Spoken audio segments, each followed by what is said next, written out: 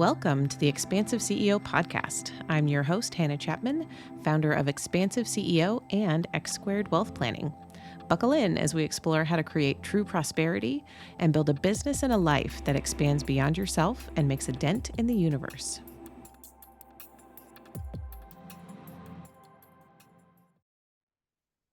Welcome, everyone, to this episode of the Expansive CEO podcast. I'm your host, Hannah Chapman, and today my guest is Josh Elledge, and I was on his podcast not too long ago. Super cool, fun to do, and if you want to catch that episode, we can probably link that in the show notes as well. But Josh, I would love for you to tell the audience about what you do at Up My Influence and how you really support entrepreneurs. And let's go ahead and kick it off. Yeah, for sure. So, Up My Influence isn't my first go around. I've, again, serial entrepreneur for decades. And, I stepped into this role of serving audiences long ago. I was a journalist in the United States Navy, and I actually got to learn from Adrian Cronauer, who was a guest lecturer. But, that moment that I got to learn from him really just completely changed my life on what I knew my role was. And that is serving audiences in whatever way that I can. And I take that responsibility with great honor, as does Adrian Cronauer. Adrian Cronauer, by the way, just in case you're like, who's that? So if you're familiar with the movie Good Morning Vietnam, where Robin Williams portrays a Vietnam War era DJ, who, of course, in Robin Williams' spirit and style, that is Adrian Cronauer. That's the real Adrian Cronauer that he's portraying. And so, what I learned from Adrian was that Staff Sergeant Cronauer is that, at all times, we should serve in integrity and honesty, right? And you never try to, pull one over on people. You never, you always just operate with complete forthrightness. And that is the best act to take. It's one that ultimately kind of vindicated him if you know his story. So, for me, after college, so I was in the Navy, then went to college, and then I started a couple of jobs that weren't real great. And I started a number of businesses. And on my seventh business venture total in my life, that's the one that went on to be a pretty solid 7-figure a year company. That was Savings Angel. And that company I grew because I had been in the media over 2,500 times. So I became a syndicated newspaper columnist. I became a syndicated TV consumer expert, syndicated radio, and then, podcaster and all that sort of thing. And so I used that to start, again, just serving audiences, helping them. And of course, as a result, with zero paid ads, we built that 7-figure a year company. So you fast forward a few years down the road, and I also am a believer that, when you have success in something, or when you figure out a couple of things, man, open source that stuff, share that with other people. You don't keep that stuff hidden for yourself. I mean, I think we all have a moral obligation to help one another. And so I was doing that in our local startup community. I was volunteering, serving on boards, and doing some pro bono mentoring for veteran-owned companies, for women-owned companies, minority-owned companies. And as a result, I started to build a lot of connections locally of other people who are like, you're kind of good at this.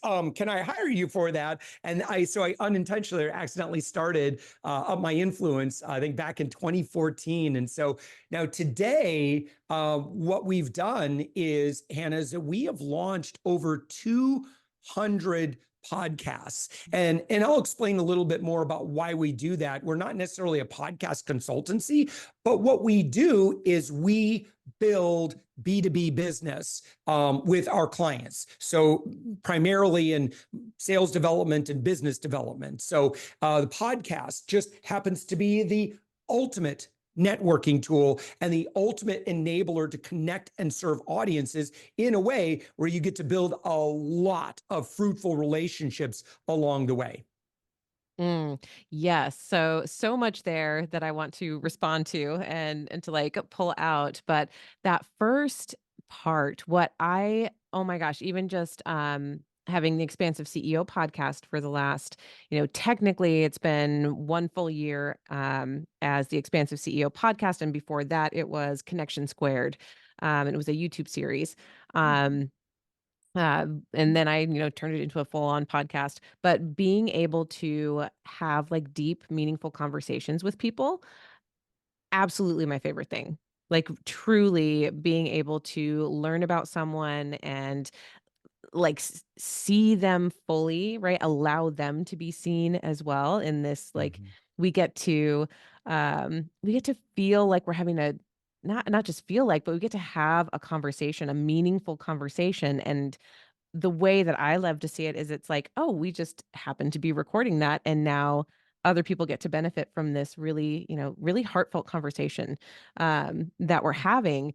And doing that, from this space of like, yeah, you get to build relationships, you get to have amazing conversations, and then, that's another way to organically and naturally expand your network. It's really beautiful. And so I Yeah, it is. appreciate all that.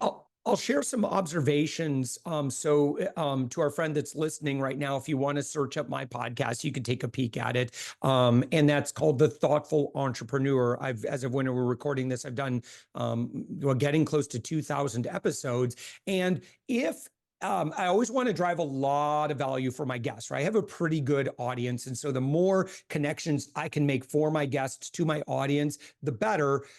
But if I took out all of the immediate value that I got between me and the audience, and I completely removed that, Hannah, it would be the best use of my time on the planet. It's even better because I also have an audience that likes me as a result of it. But again, primarily, the most valuable thing for me, as you mentioned, is the actual connection with the guests. So when you're a host of a show, you have nearly complete control to design exactly who you want on the other side. So I want you to think about that for a second, because I think it's amazing how much work, especially newer entrepreneurs will do trying to drum up business. And in fact, they end up doing some pretty garbagey things. I don't know if that's a right term, but you end up doing Feel some that way. pretty scammy, spammy things because that's what some guru told you were supposed to do in order for you to be able to do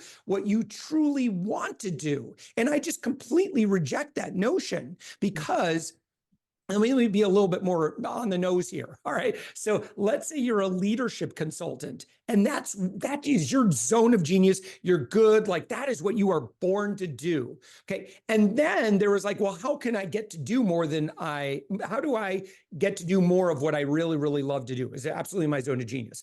Oh, well, I guess I got to go out and drum a business. Oh, well, how do I go drum up business? Right. And then all these gurus are out there promising easy, instant riches, sit on the beach. And it's almost always just very low effort, spray and pay, or, spray and pay through the Nords, spray and pray, right? Where you're just slamming people's DMs, you're slamming people in the emails, you're cold, you just like, you're low key selling on your social media all the time.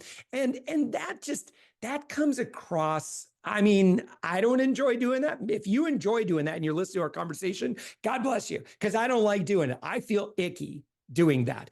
I would much rather, Hannah, enjoy building my business in complete integrity with my values. And what that means for me is I tend to be pretty relationship oriented in how I grow and build my business. So what I found before we really started activating our podcast as a tool to connect with anyone in the world that we wanted to, I found that I got most of our business for all my influence back when we were just doing media consulting and PR. But I would get all my business at events, but not in the way you think. A lot of times, it's like our dream is just to get on stage so we can be in front of that audience. So I've done lots of speaking. I've spoke for the Tony Robbins organization. I've, spoke at social media marketing world several times, podcasting conferences, marketing conferences. And I do some business, with members of the audience. But you want to know where I get most of my business? In the green room, Mm, in the VIP lounge. That is where the conversations are just truly amazing. It's where leaders get to operate in what I like to call a whisper network. It's not flashy.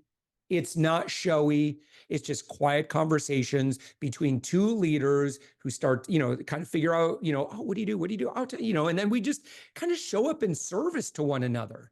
And so that's where I ended up getting my best clients was in those sorts of. So that's what I wanted to replicate. I just want to be able to do nice things with nice people and then explore relationships and then work with the willing. And that's exactly kind of now what Up My Influence does for our clients in the 200 plus podcasts that we've launched and our whole platform that we've designed.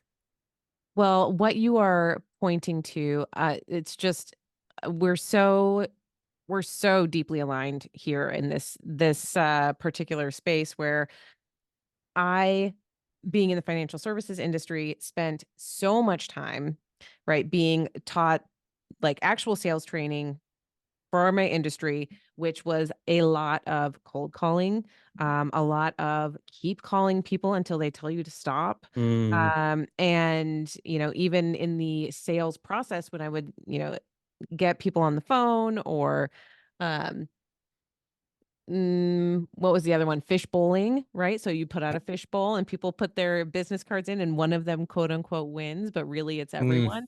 yeah, And so when you would get any prospect in the net, it was like, do everything you can not to let them back out of it. And for me, I that always felt so terrible. It just there was so much ick, like you said, to that entire process, and I didn't feel like I got to be me in any of it, and it truly and I've written this several times, in different places, that it felt like I was going through the icky sales part mm, to get to the amazing relationship building part. And it wasn't really until I was able to shift that whole process of how I got to connect with clients, um, that I started to heal my relationship with sales in general, right? It yeah, always felt like, I knew and heard all of the wisdom that sales are the lifeblood of your business, right? Like it's where we need to prioritize time and attention, but at the same time, if it always feels bad, if in your nervous system, yeah, right, you are constantly feeling, triggered because you're like, "Ugh, no one wants this." You're right, no one wants that unsolicited DM. We don't. I no, don't. no, I don't even respond anymore, and so no way. when we can get to that place of congruency, I feel like that's what you're speaking to is like, where can you Yes, be congruent? Where can you be in integrity with how you are meeting people, um, and really, like, then getting to build a relationship to then see if there is a connection where you might help them, they might help you, right? You might help each other in some way. That's where it starts to become easy, in integrity, in congruence, again, with who you are and how your work in the world actually, actually helps people yes, versus seeing them as two separate processes, sales, yes. then delivery. We have the great pleasure of working with a lot of VPs of sales, a lot of growth directors, a lot of founders. And, primarily we're working with SMB, B2B, founders, folks at that category. And what I can tell you, having had a lot of conversations with folks in that role, is that traditional lead gen tactics just no longer work. And to be generous, maybe they no longer work like they used to be very generous. But most of them will tell you it is just an act in futility. And the types of folks that we end up getting are just very low quality. And it's like, and I get it. Like, I don't respond to that stuff. I don't enjoy it. I don't want to be sold to that way. It feels just icky. Like it just feels amateur. So what the leaders know, leaders who have really big networks, they don't have to do that kind of stuff. They've evolved from that. But I want to share with you just a couple of little bit more reasons why traditional lead gen is just such an ineffective way to do business today. And that is simply, there's a really good book by Mark Schaefer called Marketing Rebellion. And he talks about what's been going on in the marketplace, right? And that is that, when you have a population that has been experimented upon for as long as we have, as harshly as we have. And what I'm talking about is we are bombarded with messages from marketers. Everywhere we turn, our feeds, our email boxes, our DMs, like everywhere we go, our mailboxes, we are no longer safe from being just incessantly bombarded by spammy, scammy marketers. And some of them, by the way, I should say, I don't want anyone to feel bad because I think we're all just doing the best that we can. And I think that, some of us have just unfortunately bought into some bad advice that we're uncomfortable with. And the reason that there's that discomfort is that that's your inner guidance system or whatever, telling you maybe try something different. So anyway, so what ended up happening, right, is you have consumers in the United States and everywhere else throughout the world, because we've been bombarded by all of this advertising messages. Well, what happens when you do that in a lab? You create a hyper resistant organism, right? And so consumers, we're all consumers, we're done with it. I don't check my own DMs on LinkedIn. I've got one private email account that I check once a day, and I ruthlessly, if anyone gets to that one, they just ruthlessly get marked as spam instantly. And then I've got many other that are a little bit more that are a little bit more business facing that I have layers of team members who keep that stuff away from me. I'm too busy, right? And I think that especially like if you're selling to anyone who's doing six figures and beyond in business, they've already got these same systems set up. Like they don't have time to answer that kind of stuff. So you're going to have to switch your tactic, right? And you're going to have to, again, do business like high-level leaders do. And high-level leaders typically do so a little bit more thoughtfulness, a little bit more, again, just knowing who their people are and showing up in generosity in order to earn those relationships. Yeah, the other thing that was coming up as you were sharing is that talking about utilizing a podcast as a tool, Yeah. for that, I feel like the other side of that is that not only are you building a resource, right? You're getting to be, if you're thoughtful about it, you're getting to be a thought leader. You're also getting to share the stage, right, with someone else. And so Yes. depending on how you create your podcast and the focus you put it on, you can have both, right? You can be and you can choose lots of different things. So, I mean, I guess this episode is almost like the encouragement to, if you've been thinking about starting a podcast, like give it a shot, right? Maybe. Maybe. Maybe. Yeah. Yeah. Um Yeah. but it's giving you the chance to, get your thoughts out where they can actually be Yeah. cataloged and there is a repository, and that people, when they find you, they can go back and listen, right? And they can start to get to know you. So one of the things I've noticed for myself again, with this is that, um, the typical thought that it takes 7 to 15 touches, right, to go from cold to buy, right? Whatever that is. Sometimes it's 7, sometimes it's 15, sometimes it's more. At this point, like you're saying, how resistant we are, that it's shifted, I think, over time with marketing. But when you have these resources that people can go back to, that they can see, oh, she talked about this and she talked about that and she talked about this other thing, and get to know you when you're open and vulnerable on your platforms, people can then, you know, almost sell themselves so that you're not actually having to explain everything about who you are and what you do. You'll still get some people in the door that don't know you. Maybe they were a referral from, a great client you have. You'll have to get to know them, but there really is this way for people to start to get to know you if you let yourself be known, and it does shorten the sales, cycle, as it were, when you use it thoughtfully. Yeah. Well, I'll tell you, again, thinking about how most business is done today, especially again, if you sell bigger ticket, listen, you're just going to have to get good at building relationships. And for people who think that you can just sidestep that and you can automate big ticket sales, good luck. That's not how it works. And I hate to tell you that. And anyone who has convinced you otherwise is selling you a boat full of garbage. Because that's just like, there is no way I am going to buy something, on behalf of my business for more than a couple of $1,000s.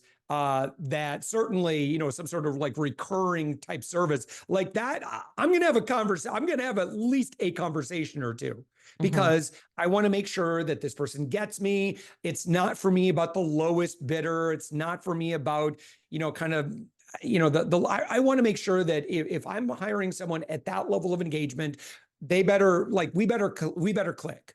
And because that really matters to me. So now, if the goal is to build human to human relationships because we have a bigger ticket offer on the back end, then that means you need to create an environment where that can happen, right? So, something that you were kind of talking about is really critical here. And that is relationships come from spending time together. Now, it gets even better when you spend quality time together.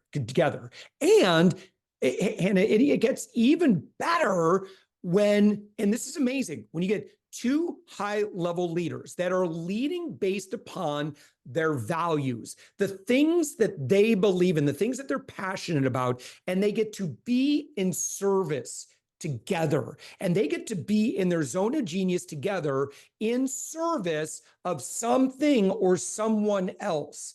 You get two leaders in that kind of an environment, and look out. It is just, it's a platform and it's an environment that is just ripe for connection. So think about this again, getting back to why podcasts. And again, value from the audience, I consider to be gravy, quite honestly, because for me, the greatest pleasure is me getting to spend and build a relationship with high level leaders week after week after week after week after week. So, for me, I do about 6 to 10 interviews every single week. And that means 6 to 10 high level leaders. And I've been doing that for years and years and years and years and years. So you can imagine now what my personal network starts to look like. And I firmly believe, Hannah, that for most of us, if let's say you're just like a local realtor, like let's use it as an example here. Let's say in your local market, you have been doing this now for some length of time. You've got some professional reputation. You've got some authority. You're good at what you do, right? Most of us are good at what we do. All right. But now add on to that the fact that, let's say in your local market, you have over 200 people, just say 200, right? When asked, who's a local realtor that you recommend? And any of those 200 would think of you, Hannah, I believe that is game, set, match for us as business leaders and business owners. That's what you want to get to. You want to have such a strong whisper network that, again, in the quiet conversations where people are just talking privately one-to-one, who do you know that does this? Right. Yep. And, I've got people I refer weekly. Like I've got, branding people I refer to. I've got consultants I refer to. I love building relationships with people because then I get to refer them to other people. And I refer a lot of business for folks because of my network, because I've spent so much time doing that. So if you're listening to my conversation and now you're afraid because you're like, oh, I don't really have a network. Well, Hannah, it's like if you wanted to learn a skill like, oh, I don't know, ceramics or something like that. Yes, when you first get into the lab, right? Yes, you're not going to be very good at it, right? You have to learn a new skill. So Rome wasn't built in a day. We're going to build this brick by brick. But the best time to have planted a tree was 20 years ago. The second best time is now. You have to start today, right? And so, again, what I want you to do, and I think about, in your business is how can I follow, and here's another book recommendation, a go-giver approach to build authentic relationships with the kind of people that would be, if I had a meaningful relationship with them, that would be really good for my business. I'm not talking about amateur tire kickers that are trying to slap a business card in your hand and they're like not that caliber person. God bless them. But what I'm talking about is, who is your ideal customer avatar? Who is your ideal partner profile? Like, what are they doing? What's going on in their life? And I'm not talking about unicorn hunting. Right. So if you're building a Dream 100 list and you're putting the top 100 most influential people on the planet, stop. Don't do that. Right. That's unicorn hunting. And that's what everybody with big dealitis who has big stars in their eyes, that's what they want to do. What you want to do is, if you're in your industry, like you're a solid 4. Right. And that's amazing. Like if you're a solid 4 in your industry, what you want to do is you want to find the 5s and the 6s. And that's where you want to spend all your time. Now, your authority through association is then naturally going to gravitate you eventually to a 5. And then what does that mean? Now you get to start hanging out with 6s and 7s. How, as a 5, by the way, let me ask you about this. How is a 5 able to hang out with 6s and 7s? Because we all know in this principle of law of association. So we're always trying to maybe network up just a little bit, right? Because that's generally going to move us in that direction. So, and I've been talking about this, and I bet our listener knows what I'm going to say. How do you get to punch up a couple of levels? It's generosity. Because the other person is a little bit higher perceived authority than you, you're going to have to lead in generosity. You're going to have to do something nice for them. And I'm not talking about jab, jab, jab, right hook. I'm just talking about give, give, give, give, give. And we'll see. We'll see where the relationship goes. Because here's what I've learned is that when you act in earnest and you truly are valuable. Now, I'm not just talking about your give. Like what you do is actually very valuable too. Okay. You won't be able to outgive the market. Like if you're just talented and very good at what you do and you stay in your lane and you're one of the best, in your industry at a very particular kind of zone of genius, with a very particular population. Okay. So you want to build a lot of friends so they can become aware of your superpowers. Your goal is not to get your guest to buy your thing, right? In fact, if you do that with that intention, people are going to not like you. Like it's going to go real bad for you. So instead, where you want to move them to, if, again, when we're thinking about our intention, is if I could hear the words, "Oh, good. Now I have a friend who does what you do." That's what you want. Right. You want 200 people who say, "Oh, good. Now I have a friend who does what you do." And if you can get to that point, again, Hannah, game, set, match in business today, particularly in B2B. Oh, that's the important point, right? Is that you are not trying to sell you don't get someone, there's not a bait and switch happening. Right. I think No, don't do that. Right. We're like so on guard about that. Like the minute you smell the bait and switch, you're like, oh man, I'm done. Oh my God. If you do that, people will hate you, because here's the thing too. And I'm sorry, I didn't mean to interrupt you. If I could just say this one thing, because what you're talking about is so critical that you get this right. Okay. Here's what I know to be true. You broadcast your intention, all of us, our friend that's listening to us right now, we know what you want.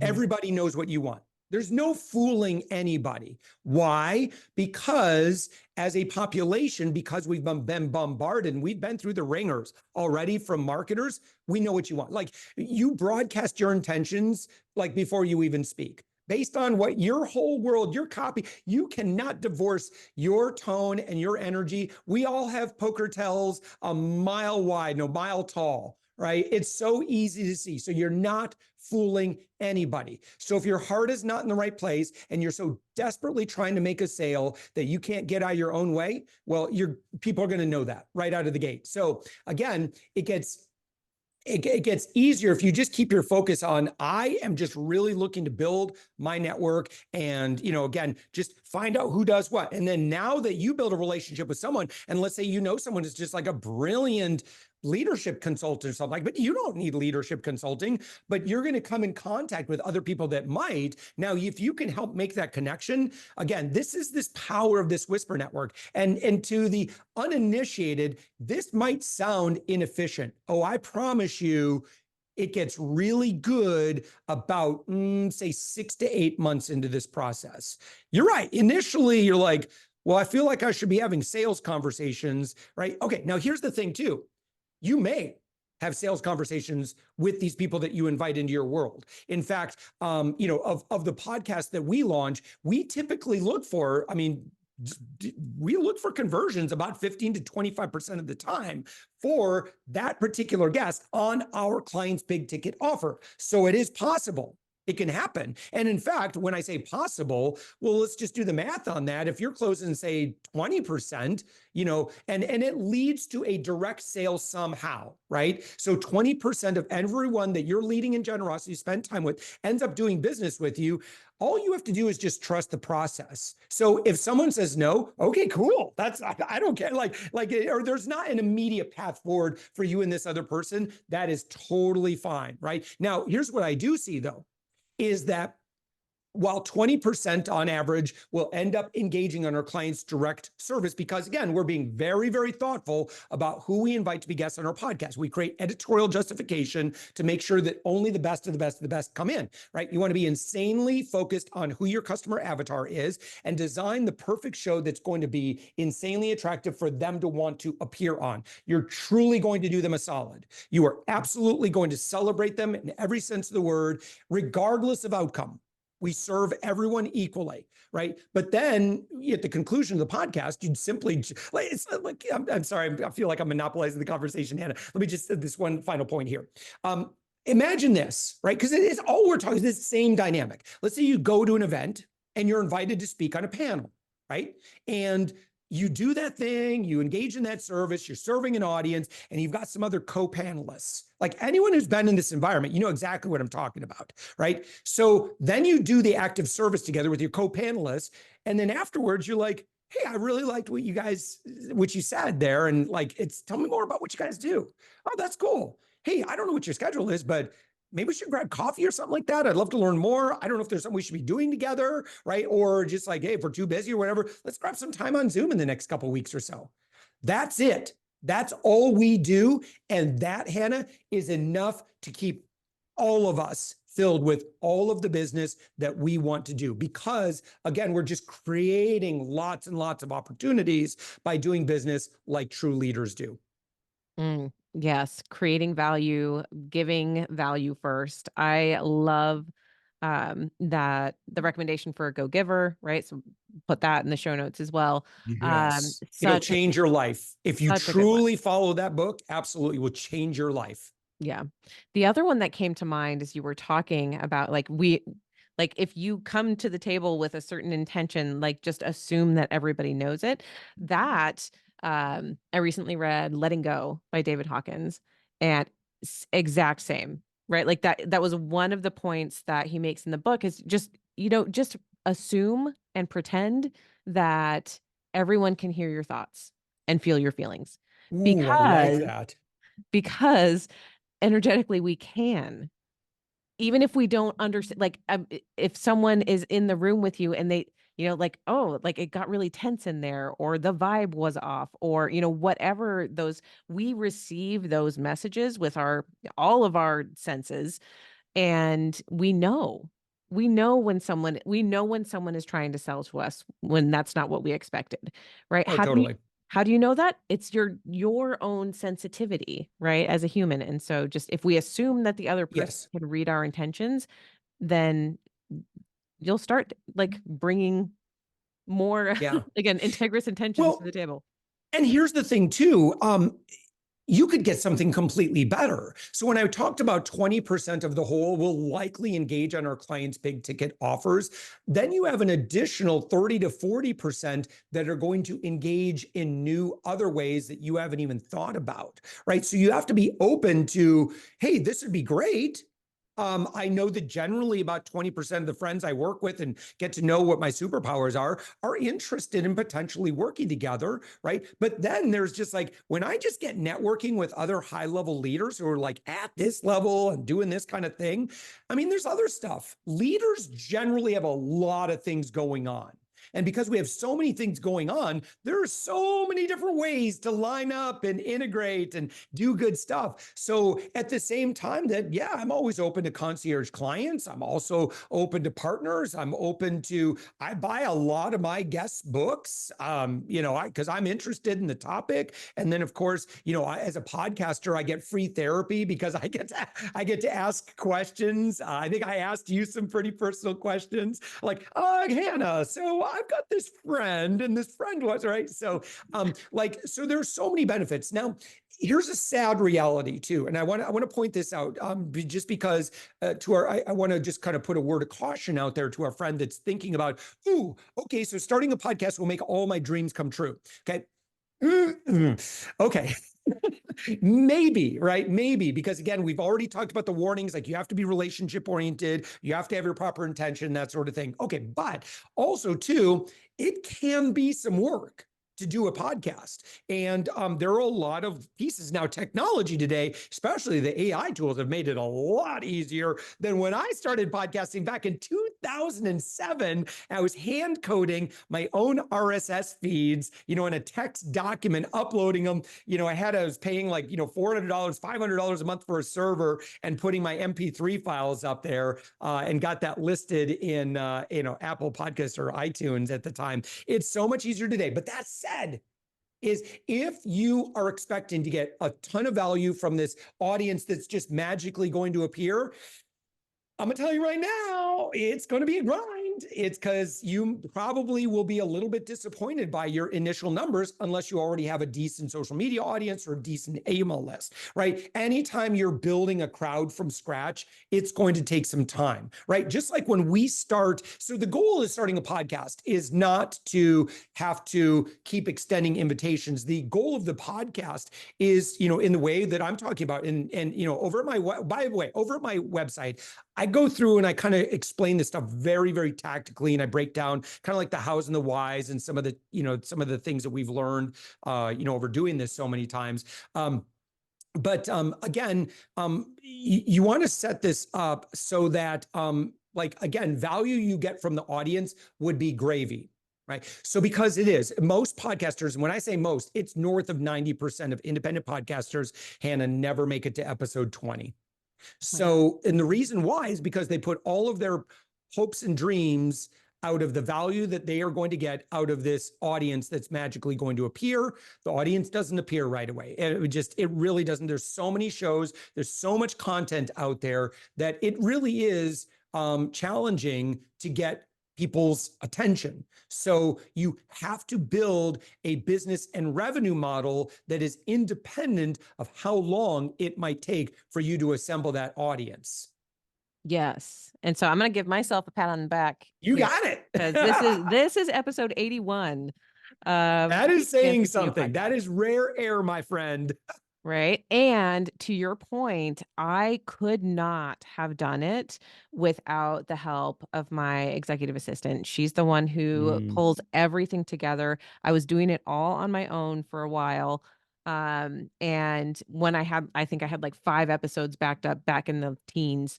I was like, I can't do all of this. I really need help. And to be able to, like, all I have to do is show up and record and Yes. have these wonderful conversations, and then she takes the ball from there and does all of the production, all of the posting, cuts things up into reels and puts them on social media. Like, all of that brings the audience in is important. And when you are a leader, when you are, I've got, exactly to your point, X Squared Wealth Planning. I've got Expansive CEO. I've got Expansive Visionaries Collective. I've got I've got 3 kids and a husband. And, there's lots of stuff going on in my life. And so to be able to, continue this platform in the way that I have, I had to have support and help there. Yeah. And it was really, really important. And that's what makes it work. And it's not just production. Production is one piece of it. Hosting, your show notes, your audio, and all that other stuff, like that's one piece of it. I think the one that they don't really tell you about that I learned that ended up being like, it's just taking all my time is guest management. So what ends Mhm. up happening initially is when you launch a podcast, you have to work really hard to kind of get the momentum going, right? You got both oars in the water and you got to get out to the current. Okay. Well, once your show takes off, right, you'll be in the current, all right. Chances are you're going to be in the whitewater current. And so at that point, then it's like you're getting all of these applications are coming from, all these VAs and these PR agencies and podcast guest agencies. This is all a very good thing, right? But if you don't have a really excellent guest management system, I mean, again, you've now created 3 full-time jobs for yourself, or at least 3 part-time jobs in your, Yeah. for yourself. So all of these things you really just have to kind of think in advance. I mean, that's, just sound a little self-serving, but that's kind of what we do. We build all these systems so you could just kind of step into it, and we've already pre-built everything for you. So you don't have to worry about all of that. Because what I want, I think, Hannah, my vision for podcasters is I want to be able to increase. I want to help more podcasters stay podcasters, because if you enjoy it, but you're just not getting any immediate rewards and it's a lot of work, well, then you're going to be in and out. And I think there's a lot of well-meaning podcast coaches out there that maybe aren't. Well, I mean, they spend a lot of time on tactics and like how to record and how to record the bet. Like that's all well and good, but I would much rather you just get going and just do it, have fun, and just design this in a way to make it easy for yourself so you can enjoy the process. And what are some ways that we could guarantee positive outcomes? And if we lean on the one guarantee we have, and that is if we're going to do an interview show and you have another guest with you right there, it's like, well, these are 2 high-level leaders. Let's figure out how we can help one another. And we truly start to create this 1 + 1 = 11 kind of thing, rather than just us hanging out doing our stuff by ourselves. Because again, when you have a big network, game, set, match, that's what we're after. And so again, we're just going to build this one brick at a time.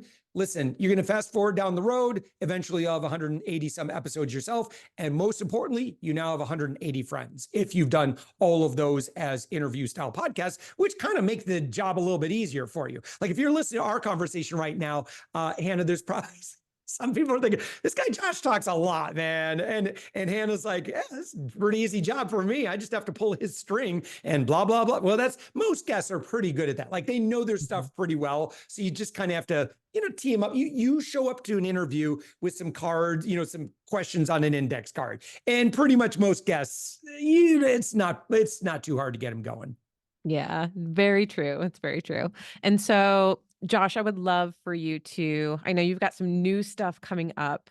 So as it's a, perfect time to kind of wrap up from here, Yeah. where can people get to know you a little bit more? And then tell us about what's dropping soon, what you've got coming up. Yeah. So, as of when we're recording this, we've been working with concierge clients for the past 5 years. Like we love it. We're very good at it. It's not affordable for everybody. It's more of a higher ticket type engagement. But we've built these systems, right? And so in March 2014, like as of when 2024, like as of when we're recording this, like we're going into private beta, I think at the end of this week. I share that in that we will have a solution. It's called our Podcast Leader Network. One of our core values at Up My Influence is democratization. And that's been one of those that, it's like a give and serve to everybody equally with no, I'd give and serve and I teach people how to do this stuff like on platforms, but I haven't had any solutions for them unless you got, again, you've got a budget of $3,000 to $4,000 a month to spend to work with us. So I'm really excited that, we're in the process of launching where you can have our entire platform and system. And it's a tiny fraction of what we used to charge for our concierge clients. If maybe you don't have as much budget, but you have a little bit more kind of fortitude to kind of self-implement with our support and coaching and everything, then I would I would get on our wait list. And so you could do that by going to our website, and that is upmyinfluence.com. expansive.com. Now, while you're there, you can also watch, like I've got a webinar and I've got, like I'll teach you all this stuff. Like I've got articles that break all this stuff down as well. But if you just keep clicking around at that website, you're going to find, I'm going to teach you everything. So yeah, definitely take a look at that. And then, like I said, should it make sense, we'll give away 14-day free trials too, if you want to just take the platform for a spin and see, if that resonates with you. Like here's the thing, like if what I've been talking about emotionally resonates with you, then you are going to soon find your people, because everyone we work with, very relationship oriented, very good at what they do, but very consultative and, again, kind of not afraid to lead in collaboration. So if that kind of excites you to elevate your network, come hang out with us, because like I said, these are your people. We are looking for other folks like us. We can all kind of help one another rise faster and not, again, have to do any of the awful, spammy, uncomfortable stuff out there. Mm. Well, Josh, thank you so much for being here on the Expansive CEO podcast. You are such a wonderful, amazing host, and Well, now thank I know you. you're an amazing guest as well. So I just really appreciate it. And if anyone has any questions, all of that information will be in the show notes that you can go check it out at upmyinfluence.com. And as I always say, if you have any questions that you want me to answer on the podcast or any follow-ups you want to hear, any guests that you want us to have back on, let me know. You can get me at Hannah, Hannah, at expansiveceo.com. So until next time, we'll see you again. Thanks, everyone. That's it for this episode. Thanks for listening, and be sure to like and subscribe. And again, if anything resonated with you from this episode, I would love to hear from you. Email me at Hannah, Hannah, at expansiveceo.com and tell me about it. And if you're ready for your greatest expansion, you can find ways to work with me at expansiveceo.com and at x2wealthplanning.com. That's X, the numeral 2, wealthplanning.com. So until next time, remember that there is enough, you are enough, and your birthright in this lifetime is to be expansive.